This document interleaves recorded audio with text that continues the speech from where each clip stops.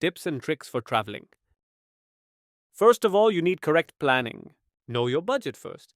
How much budget you have and how much is required for the trip you are planning. Second is the kind of trip, if it is a solo trip or a group trip or religious trip or a different one, you need to have a clarity about it. Next is distance of the place you are going to visit from your place. If you know the distance, you can plan the time taken to travel accordingly. Next is transportation. You need to know what are the transportation facilities available from your place to the destination. Next is you need to have a proper idea about the food and stay available at the destination and throughout the way if you stop by at any point.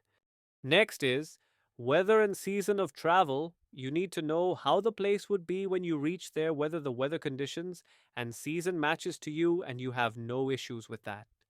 Next is clothes. You need to carry enough clothes and suitable clothes for the season, like jackets, etc. Next is safety. You need to take safety measures and have enough thoughts and things to stay safe. You need to remember that you need to get home safe. Next is you need to have an idea about healthcare centers and local helpline numbers for any emergency scenes. Next is have a plan B for everything. If your plan doesn't go like you thought, it's better to have a backup plan.